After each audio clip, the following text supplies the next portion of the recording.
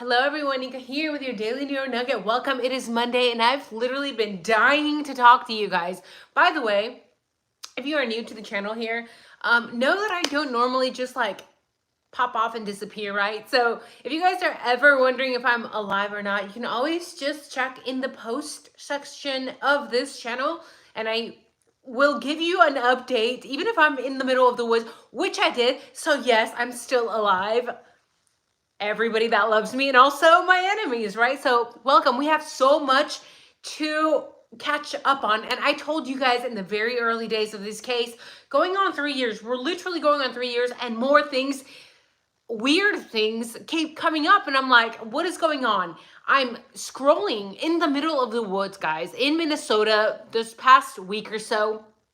And we have the new 300 plus page document drop, and I'm going through what's going on. I'm like, how does a DNA freezer magically break down? What the actual fudge is going on here? So this is going to be probably a very passionate video, and I'm also very heavily caffeinated. One of you guys gifted me like a 12 pack of this. Never had them. This is not an ad. These are very caffeinated. Thank you, babes. Thank you guys for the cash apps. I appreciate this. Now, let's get into these documents, right? I will catch up in the chat eventually, I promise. But you guys know ADD, right? So I got to get right into it. I am pulling up the legal documents. And it's insane. Again, 300 plus pages. There's a lot we have to talk about. Now, as I'm going through these pages, I'm looking at all of the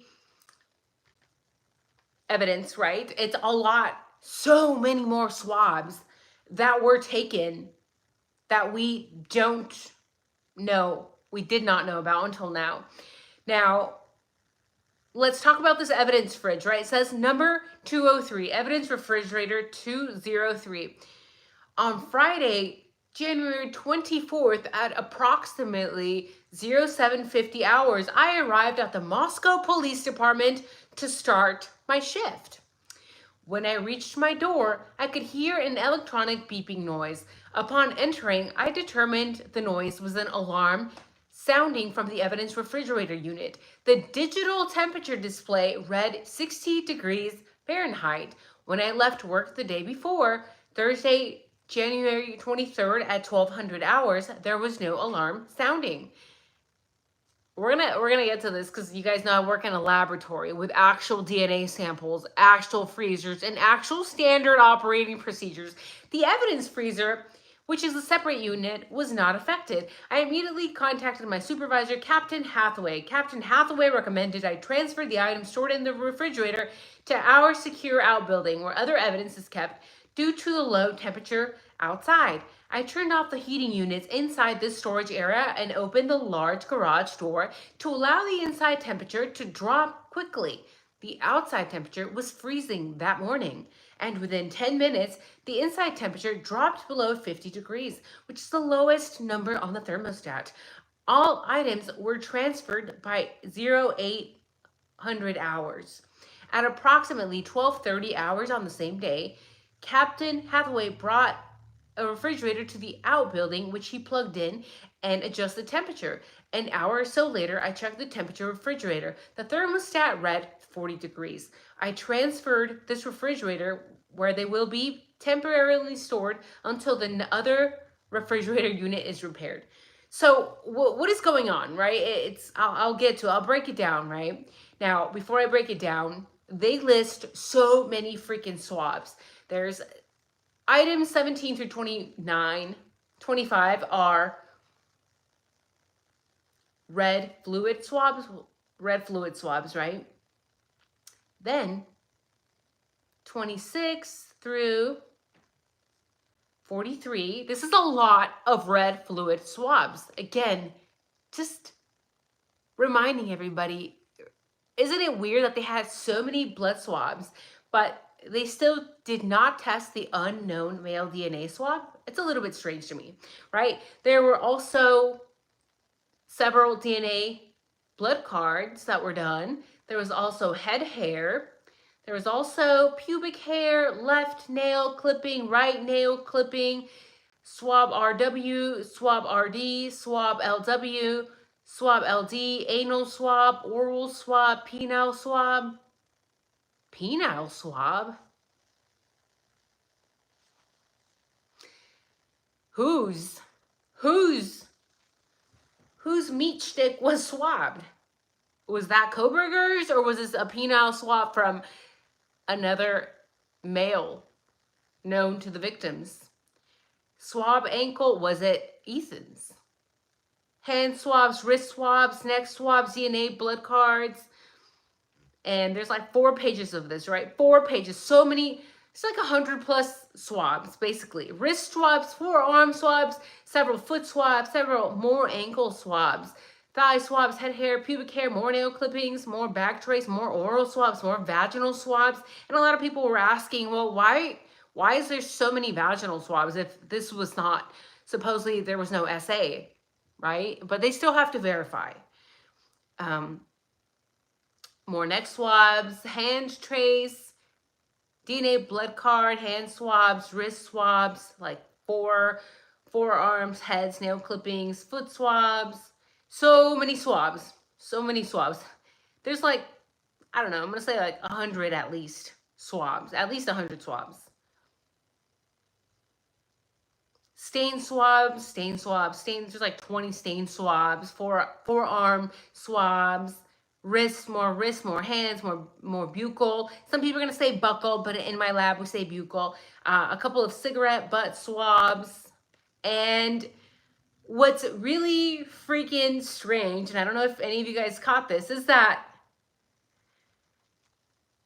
basically an evidence fridge broke and they put the DNA samples in a different cold area, like they transferred it, right? And allegedly nothing was damaged.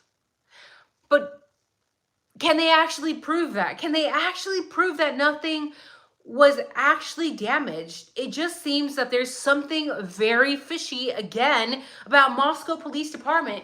And I, as somebody who's worked in several laboratories and several research labs as well, guys, when you have DNA swabs in freezers, in fridges, you don't just leave for the night and then wait and you know, there could be like an 8 to 10 hour gap where nobody has access or things are broken.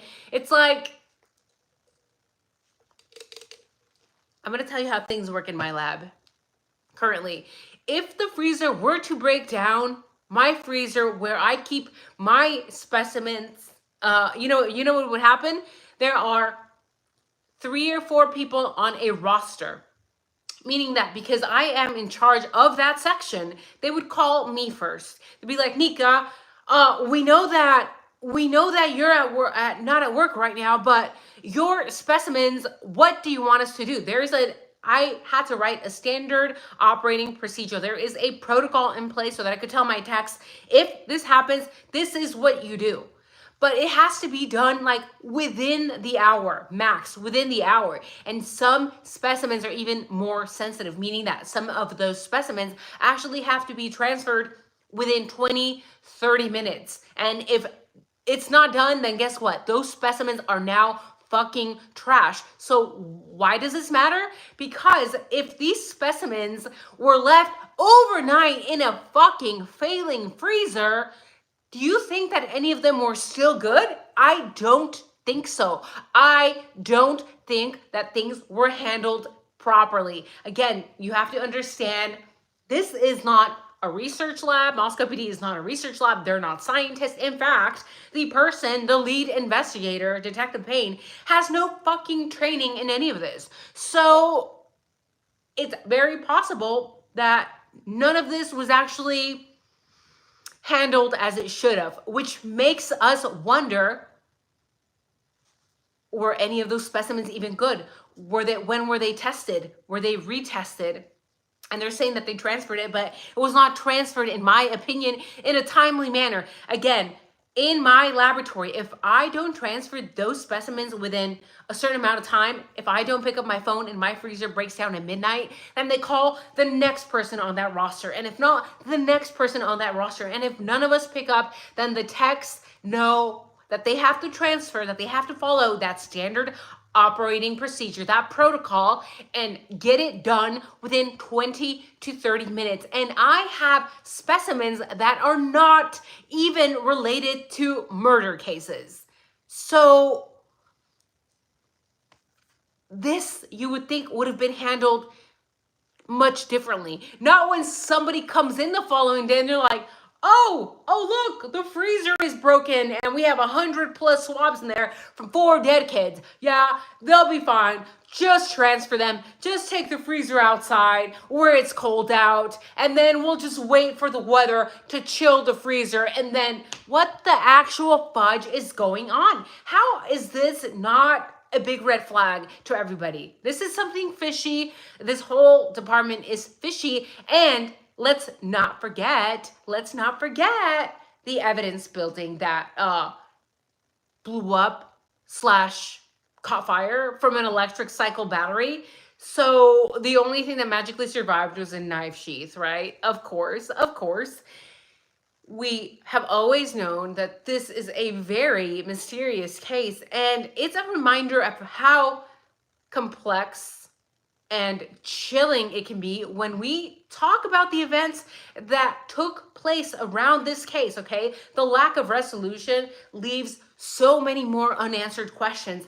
And give me some time, because I promise I am rigorously going to go through every page of this 300+ page report. But how odd, how convenient is it that not only do we have an evidence building that is blowing up, catching on fire, where the evidence was allegedly kept, right? It just poof, just like that.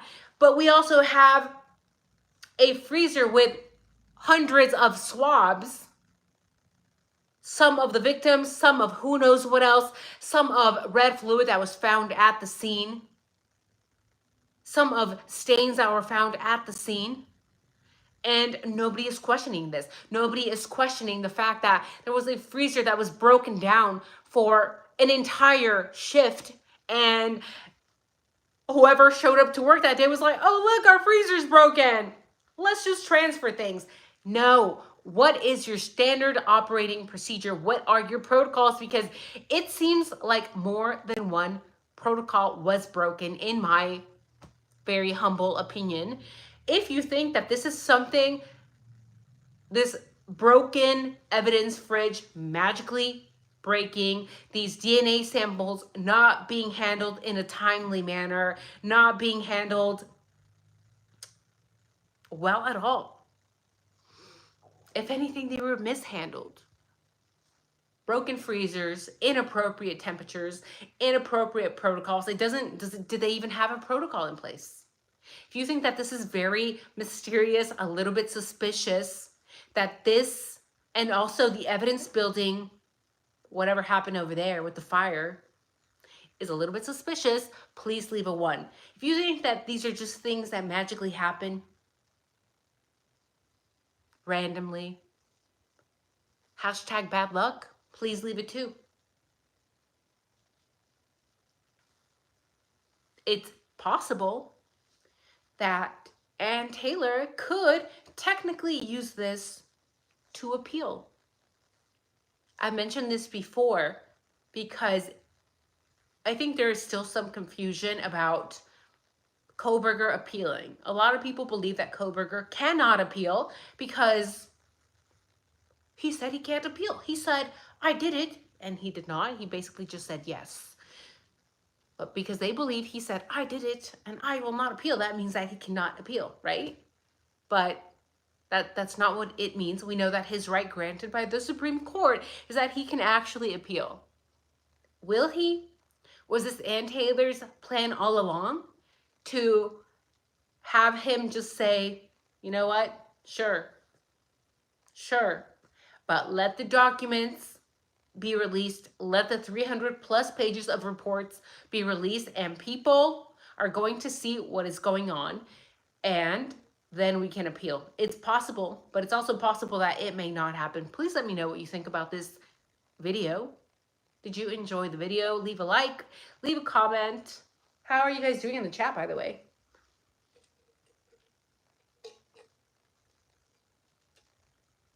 $160 milligrams of caffeine. A little much for me, probably. Hello, Nadine. I missed you guys. I think you guys don't realize like how much I actually miss you, because I just have a gut feeling that there's a lot of neurodivergent people in the channel, because we're like hyper focused, and a lot of us are so hyper focused on this case. And let's be real, if you happen to be a neurodivergent person in the channel, in the chat, let me know if you feel safe. But also, if you are, you understand that in the real world, a lot of people can't handle us. Like, you can't just usually go up to a neurotypical and be like, oh my God, I'm just gonna drop so much information on this random case in a random part of the country, right? They're gonna be like, what's wrong with you? What's wrong with you, girl? So I really do love, and I feel like I need to talk to you guys when I don't. So it's been a long week without you. Hello says welcome. Hi, Mom was thinking. Nadine says, my gosh, Dylan has a GoFundMe now. Of course she does. Well, yeah. Not to mention, the Guilters were saying that the Koberger family, of all people, should be paying for her therapy. Like, sorry, what? I'm sorry, what? Okay. Hello, James. Aloha, Nika. Mahalo for all your hard work. Thank you so much. I appreciate it, subs, for the love of dog. I'm seriously thinking about my own evidence for do it. Michael Green, chili chicken. Hello. Hot pie gravy. What a coinky dink. Nadine. Also, there was red liquid they got by JS apartment. That adds up. Hey, but nothing has or was done with it exactly. Hi, Alice. I think it's EC, says Momo's thinking. AKW says, all those stabs, no freaking way you do that in the time allotted, right? And again, like, I know a lot of people feel very differently here about the 4chan post, right? Because it's like, well, those were theories, those were speculations, those are like random people posting, but also no. Because now that even more documents are being released, when we go back, there's a lot, right? How did the 4chan people know that Kaylee had gotten so many stabbings? Who was it? How did they know? Hello, welcome, Frank. Welcome to First Live.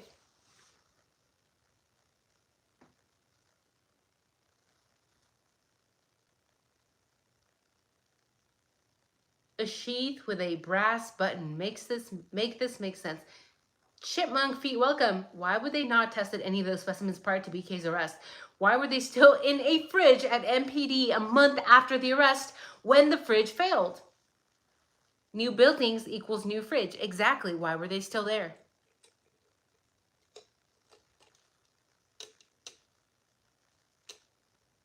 Just more things not making any sense, right? So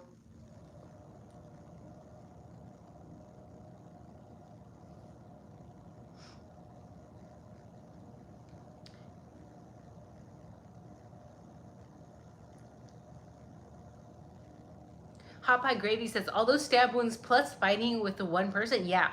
Oh, and also don't forget that they had said that Koberger was so tired. He was so tired, so worn out from deleting Ethan and Xana that he sat down and watched them because he was so tired. Like, come on. Do you really think that? Like, not only did he unalive all of these people in like just a few minutes, but also he left no DNA, he left no red fluid, no path of a red fluid, had nothing in his vehicle, in his home in Pullman, at his apartment. Now we have People saying that he sat down to watch Xana and Ethan suffer because he was so tired. He just stared at them from a chair, from a stool, watched them suffer. Like, bro, and he had time for that? Okay. And also, not only did the evidence building catch on fire, but also the entire freezer was unattended for an entire effing shift that held hundreds of swabs, DNA swabs. Whether you believe he's guilty or not, like, asking these questions, it's basic, right? It's like common sense that we should ask these questions. Because again, for me, in my lab, if I have a specimen that was not transferred from one freezer, and trust me, the freezers do sometimes break down, not often, right? Sometimes the temperatures get too hot, whatever. Not often. But when it does happen, it's a big effing deal. It's a big effing deal. And I don't work with people who have been unalived.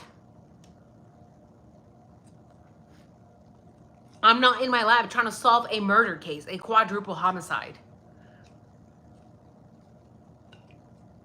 But if I don't handle my specimens appropriately, I could literally go to jail, right? Like if I were to leave specimens that were not transferred properly, and then we still decide to do research on them or whatever, or sell them to another university, I could go to jail if they were mishandled. You're telling me that this was perfectly acceptable in Moscow PD? Just fucking keep the specimens there in a broken fridge. How long were they sitting there? At least 8 hours. That is not okay, like, right? Yes, true crime. There were a lot of samples in that fridge. So, thank you guys for joining me in today's live. Please leave a like, leave a comment. Let me know your thoughts in the comment section as well as the chat, but definitely in the comment section. What are your thoughts on this DNA freezer magically breaking down? What are your thoughts on also the evidence building catching magically on fire? Just more unanswered questions to this already very mysterious case. So you guys have a wonderful evening, and I hope to see you soon. Bye-bye.